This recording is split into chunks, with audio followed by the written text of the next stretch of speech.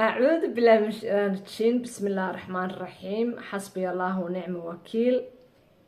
وأين وضع السلامي أصحابتي إذا ما يقول بدون كتك شوكتان وولاشينا ملكي أو إذا له كسور دوادا كعم فران قلب فران يوجه فران صاد هورا وقبرتين channel كملكي دايما يفهمل كده إن ما أنت وحنا ربعنا كهذا الموضوع آد مهم oo aan rabo ma aragtay walaalahayga igu xiran inaan ma aragtay aan uga yara faa'iideeyo qof walba aragti gooni buu leeyahay qof walba ma aragtay fikrad gooni buu leeyahay tani waxa weeye aragtidayda macnaha youtube-kayga aan u furtay waxa weeye inaan wixii aani ma aragtay ra'yigayga inaan kusoo gudbiyo meesha oo society-gayga Soomaaliyeed bulshadayda Soomaaliyeed aan ma aragtay ugu soo gudbiyo marka saa awgeed intaan u galin mawduuca aan u gudo galin waxaan jeclaan lahaa subscribe-ta like-ta iyo share-ta aad bay muhiim iigu tahay sababtoo ah youtube-kan waxaan u furtay waxa weeye inaan ma aragtay 60% inaan ku caawiyo horeba saan inagu sheegay dadka ilmaha agoomada iyo dadka danta yar marka waxaan jeclaan lahaa runtii way iga go'an tahay in ma aragtay youtube-kayga uu ma aragtay uu socdo hadduu alla yiraahdo talabaadna waxaan jeclaan lahaa idinkaan wax inagu ahay horeba saad aan inagu sheegay Soomaaliya idinkaa dadka hore u socodsiisiin ma aragtay hormarisiin haddaad rabtiinina idinkaa ma aragtay gadaal u dhigtiin marka aad baad u mahadsantihiin kolley dad badan ay siiyay subscribe inta ila joogtana waxaan leeyahay aad baad u mahadsantihiin inta igu soo biiraysana waxaan leeyahay welcome aad baad u mahadsantihiin iyagana المهم موضوع aygaan rabaa inaan maanta u galo mawduucan waxaan rabaa inaan ka hadlo gabadh maalin dhaweyd aan social media aan ka arkay waxay ka hadlaysay arin iyada ku dhacday waa gabadh iska dhalinyaro ah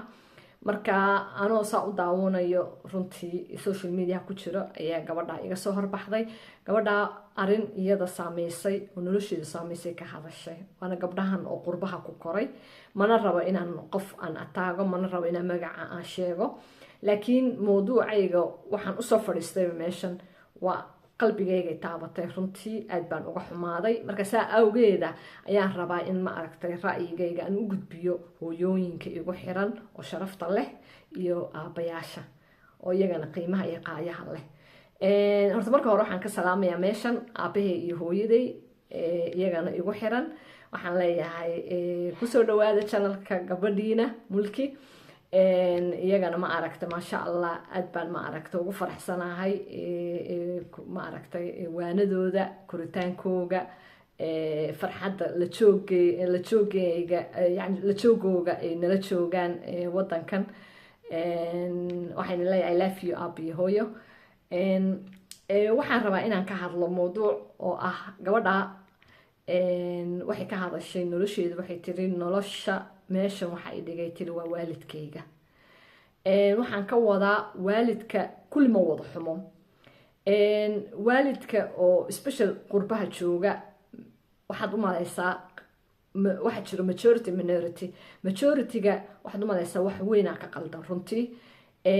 inkastoo oo diinta ay leedahay waalidka gar iyo gar la'aanba waxa weeye iyaga saxsan laakiin waxa jiro wax ma aragtay indhaha laga daboolan kareen special haddaad joogto wadamadan qurbaha waxa weeye ilmaha ka xoog badiya ilmaha ma aragtay ka ma aragtay kaaga dheer dhinac walba oo aragtay ahaan marka waxa wanaagsan ilmaha system ka duwan sidii hore oo ma aragtay wadanka marka la joogay loola macaamulayay in loola macaamulin marka wadamadan la yimaado qurbaha oo loo arko in ilmahan adiga kaliya aadan lahayn oo lagula leeyahay oo lagula maamulayo maadaama ma aragtay ceed lagu siiyo maadaama ma aragtay wadamadan aad ku nooshahay iyaga nabadgelyo doon aad tahay aad u timid اللهم صل على محمد يعني dhinac walbaba in indhaha u furan yihiin wanaagsan waxa oo nagu badiyay in ilmaha la qaato waxa nagu badiyay in ilmaha ay xabsiyo ay ku jiraan waxaan noogu badiyay in ilmaha ma aragtay meeshu 18 jir ku gaaro ku yiraahdo ani ilama hadli karto kuma aqaani hadaa la hadashina uu ku yiraahdo maana ku iray adduunka ikeen adaa ikeentay waxyaalahan dhacayo iyo foolxumadan dhacayso saan ognahayba waxa weeye waa qurbaha ayaa keenay iyo wadamadan gaalada oo ilmihii xuquuq zaa'ida siiyay marka waxaan ka wadaa ma rabtaa ilmahaaga in ma aragtay ilmo toosan kuu noqdaan horta marka ugu horeysa waa inaad la saaxiibtid waa inaad ma aragtay aad ka dhaadhicisid uuna dareemo inaad tahay waalid u naxariis badan oona saaxiib la ah talabaadna wadamadan lisma garaaco wadamadan lisma handado wadamadan liskuma qayliyo wadamadan waxa weeye ilmaha waa inaad ka dhageysatid waa runta reality-ga markaan ka hadalno ilmaha waa inaad ka dhageysatid ra'yigiisa hadduu ku qaldan yahay waa inaad aayar wax ugu sheegtid laakiin waxaa jiro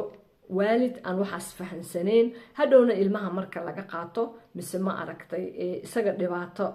loola yimaado oranaya halkaa liigaga yimid waxa weeye sheekada sidan may ahayn that's me waxa weeye sheekada sidan may ahayn waa sida hadda mulki ay kuu sheegayso waxa weeye waa ilmahaaga inaad ma aragtay aad ula dhaqmin sidii wadanka markii la joogay loola dhaqmayay oo wixii rabo lagu sameyn jiray wadamadan ay ka duwan yihiin marka gabadhan waxaan ka wadaa sheekada aan ku keenay gabadhan waxay tiri ani wadankan aan ku dhashay tiri intaasan kusoo leegaaday laakiin hooyo xun ay dhashay inkastoo hooyo xunba aysan jirin laakiin waxaa jira hooyo oo systemka ilmaha lagu korinayay ka qaldan weli special wadamadan marka la joogo oo u aragtaba ilmaha wana u badan yihiin 60 haddaan indhaha la iska dirin waayo ani waalidaan ahay ilmana waan haystaa alxamdulilah allah ma aragtay baaraha nooga dhigo ilmaheena laakiin hooyooyin waxaa jiro u isticmaala ilmaha in iyaga bis la caabudo in iyaga bis ay xaq leeyihiin in iyaga bis ra'yigooda uu soconayo ilmahan waa ilmo oo ma aragtay aragtidiisa kaa horeyso waa ilmo mujtamac ku dhashay oo Yurub iyo wadamadan gaalada ma aragtay waa ilmo ma aragtay loo sheekeynayo waa inaad u aragtay ilmahan inta adiga aad taqaanid mis inta adiga aad fahmisid ka badan inuu fahmayo meeshu 9 jir uu ku gaaro waa inaad ula dhaqantid ilmo 15 jir ah da'diisa waayo runtii ilmaha 9 jirka wuxuu la mid yahay ilmo 15 jiro maskaxdiisa ayuu leeyahay caruurta wadamada ku dhashay marka waxaan ka wadaa ilmaha ma galo mana kaa ogolaanayo in aad abused waxaa jiro waxaan maqlaynay dumar la abuso oo cabaadayo ilmaha adiga iska soo qaad adiga nafsadaada iska soo qaad ilmaha waxa weeye wuxuu u baahan yahay xaqiisa in la siiyo ilmaha waxa weeye oo wadamadan Yurub ku dhashay wax walba oo ilmo ficiisa uu wato inuu haysto weeyaan laakiin hadaa tiraahdo waxba ma siinayo waxa weeye lacagihiisa liigu siinayo waxa weeye wadamadan Afrika iyo Soomaaliya meel cidlo oo ah ayaan ma aragtay guryo ka dhisani isagii ma aragtay kama uma gadayo oo dhar uma gadayo oo ma aragtay arad uma gadayo uu og yahay ilmaha in lacagtan isaga lagu madaxiisa lagu siinayo oo haddana aad ku sii daraysid hagadaami iyo qeelo marka waxa weeye ilmihii wuxuu ku korayaa codad ilmihii ficiisa lama sheekeysan karo ilmihii ficiisa lama jaan qaadi karo ilmaha waxa weeye waxbarashadu ka dhacaya runtii run haddaan u wada hadalno weeyaan ilmaha waxa wanaagsan marka ugu horeysa fareen in laga dhigto ilmaha markaad qalad uu galo bini aadan weeyaan inaga waxaan nahay bini aadan oo weyn iyaga laakiin waxa weeye bini aadan yar aqli ilaahayna siiya iyagana way leeyihiin marka waxaan ka wadaa yani adiga sida aad ugu damqanaysid in ma aragtay lagugu qayliyo adiga positionkaaga gee saad ugu damqanaysid in lagugu qayliyo oo ma aragtay lagu dhibaateeyo isna ka ilaali dhibka iyo qaylada hadduu qalad galo waa ilmo yar si tartiiba wax ugu sheeg laakiin haddaad tiraahdid anaa adduunka ku keenay ma aragtay saan rabo ayaa soconayso dictatornimo aad ula tagtid dee hadalka ugu horeeyo uu kugu jawaabayo waxa weeye maxaad animiya ku iri adduunka ikeen waana hadalka isticmaalaan korkay ka madow yihiin gudahay ka cad yihiin waxa weeye waxa ay ku leeyihiin maanaa ku iri idhal manaa ku iri maxaa la yidhahda adduunka ikeen taas maxaa uga badbaadaysaa maxaa karaamadaada soo celin karo maxaa hooyo kaa dhigi karo maxaa waalid kaa dhigi karo an labadan la hadlayaa hooyada iyo aabaha waxa weeye waa adiga markaa respect garaysa ilmaha waa adiga xuquuqdiisa markaad siisid waa adiga markaa aad ka dhigtid ilmo ma aragtay oo maskaxda aad ka dhistid dhinaca diintana aad ma aragtay ka dhistid dhinacii oo madiga wax ka wada oo aqoonti kalena adduunkan aad ka dhistid markaasu kuu ictiqaadaya inaad waalid tahay laakiin haddaad ilmaha u aragtid leh in adiga uun taadaada ay jirto oo hadalkiisa iyo ma aragtay xaqdhoorkii oo ilmaha respectigu kugu lahaa meesha dhan uu ka baxo dee adna laguma respect gareynayo adna laguma xaqdhoorayo marka waxaan ka wadaa ilaah xaqa hana tuso waxaa jira caasi waalidiin iyo waxaa jira waalid oo caasiya runtii alxamdulilah rabbilcaalamiin alxamdulilah rabbilcaalamiin ilaahay waxay mahad ugu sugnaatay ilaahay inuu isiiye laba waalid oo maasha allah ah laba waalid oo si fiican noo soo koriyey ani special ahaan wax isoo baray dhinac ma aragtay maskaxiyan iga soo dhisay hooyo ma aragtay very intelligentia waa salaama hooyaday kuley way daawanaysaa aabba ma aragtay aqoon-yahan ah oo dhisan oo maasha allah oo mutacalin ah oo ma aragtay si fiican saaxiib noola ahaayo maskaxiya nooga soo koriyey hooyo saasi la eg dad saaxiibay ahaayeen oo freen ah ilmahoogana si fiican ugu tabcay marka anigana waxaan jeclahay sidaa iyo si lamida in ilmahayga aan ugu tabco idinkana walaalahayga daawanayana waxaan jeclaan lahaa saan uga badbaadno dhibaatooyinkan oo ma aragtay qurbaha nagu haysto ilmahan oynayo oo cudada ku korayo oo ku leh waalidkiya ma aragtay ani dhibaateeyay waalidkiya ma aragtay ani ii arkayo keliya lacag iga dhex arkayo waalidkiya ma aragtay oo adiga cadowtinimo kuu qaadayo waxa wanaagsanaan lahaa horta dhaqanka in ma aragtay meel lagu kuuso oo dhaqanka dhan laga tago waayo waxa weeye ma rabta inaad ka badbaadid sharta oo wadamadan gaalada iyo sharta gaaladaba waxa weeye ilmahaaga fareen la noqo waan ku calinayaa ilmahaaga fareen la noqo ilmahaaga xaqiisa sii ilmaha ficiisa ha la jaan qaado taas ma kaa waaye adna waxaad ogaataa one day inuu kaa tagayo one day haddii ay gaalada kaa wadan isagaa dhaqaajinayo ilmahana iyagana xaqooga in waalidka xaqiisa ay bartaan weeyaan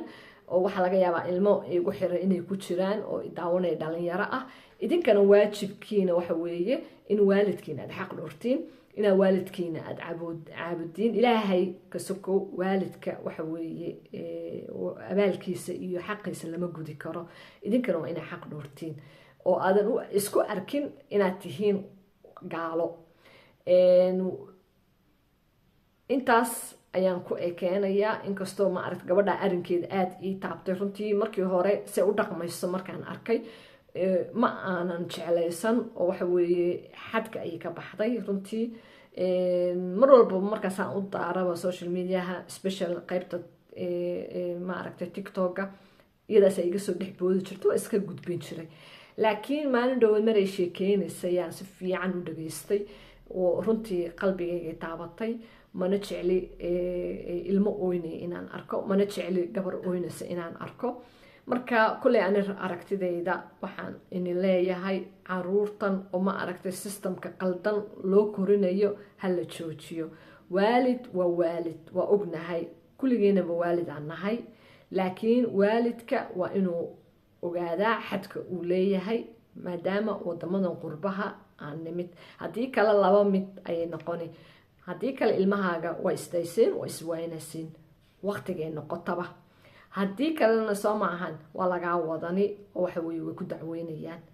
marka sidaa iyo nabadgelyo iyo wassalaamu calaykum waraxmatullaahi wabarakaatu